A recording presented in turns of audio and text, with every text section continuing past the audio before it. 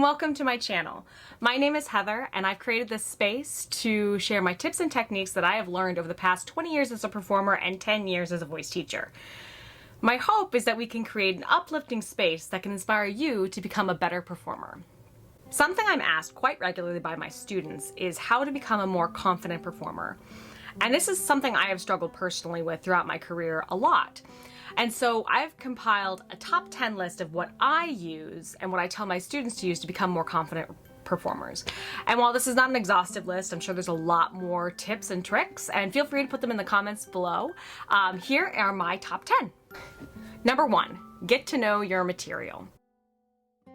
Whether it's a song that you're singing or a monologue that you have to learn, learning that material and memorizing it is going to be the first step to becoming more confident. For me personally, I know that when I'm nervous or not feeling very confident, the first things that go out the window are the words.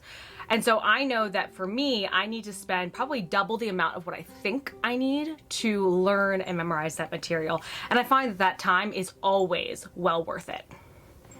Number 2, get lost in the scene. Along with memorizing the material, I find that getting into character often really calms me. I think it's because I'm no longer focusing on what could go wrong. I'm more focusing on the story that I'm telling or the people I'm connecting with on stage. And this can be true whether or not you're singing a pop song or on stage in an opera or a play. There's always a story to be told, so focus in on those feelings and that story, and that can often calm your nerves. Number 3, have a talk with your negative voice.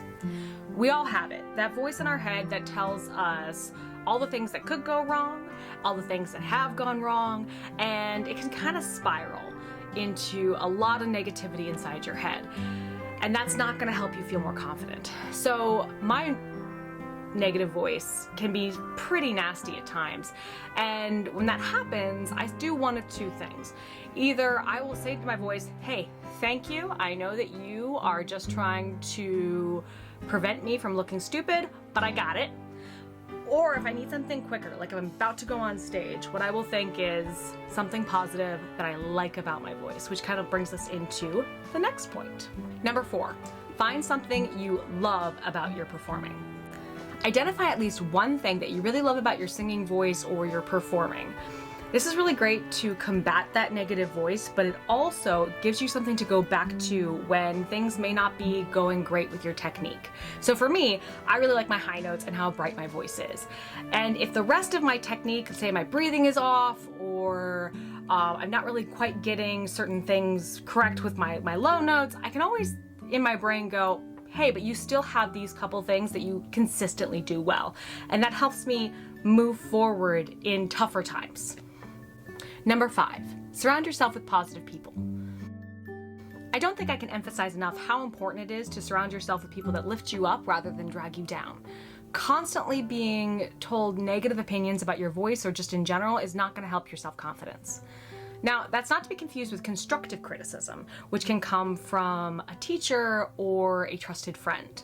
Usually constructive criticism comes with helpful solutions, but my general rule is that if you're not paying that person to give these solutions, the opinions should only come when asked.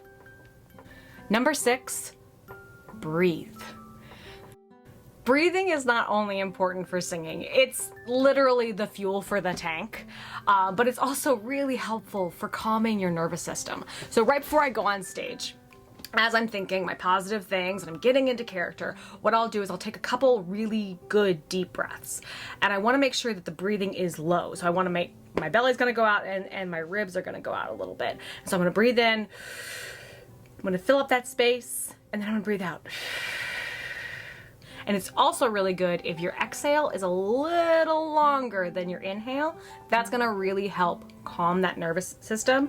And if your nerves are a little bit lower, your confidence is gonna shine through. Number 7, know that the audience wants you to succeed. As a general rule, most audiences want you to do a good job. Now, there might be a couple people who don't, but honestly, that says more about them than it does about you and your talent. For the most part, audiences, especially paying audiences, they're coming to experience a story. So it could be just one song that you're singing or a full Shakespearean play. Regardless, you're telling a story, and the audience wants to kind of lose themselves in you, in your talent. So they're cheering you on. They want you to do well. And that often, thinking that thought that I have an entire room of people cheering me on, often makes me feel a lot more confident. Number 8, mistakes happen. Keep it moving. When I was in high school, I was cast in The Music Man as Marion the Librarian. And one of the nights, I think it was pretty close to the opening, I was doing the first duet that Marion has with her mom, and about 2 sentences of the song, the words just boop, out of my head. And instead of stopping, instead of freaking out, I just said vague vowel sounds in the tempo and in the melody of the song, and acted like what I was saying was exactly what I was saying. Now, besides almost giving the other girl on stage with me a heart attack, no one really noticed. I even asked a couple people afterwards if they noticed, oh, did you notice that big line flub that I made? And they didn't remember. And most of that's because it was the beginning of the show, and more importantly, that I carried it off. So my point is, if you make a mistake, keep going. 9 times out of 10, the audience is going to be so with you in the emotion, especially if you're really getting into character, that they may not notice, or they just may not care that you make mistakes. Number 9, when in doubt, fake it. So when I feel really stuck and I feel like that I'm starting to spiral and none of the other tips are really working, I will step into the character of somebody who is confident. And honestly, the more times you tell yourself you are confident and you feel confident, the more likely it is to become true. Number 10, realize how brave you are. While this may be more of a general statement than a tip, performing is really hard, especially when everyone online seems so quick to judge and give their opinion. Choosing to perform anyways is a really vulnerable thing to do.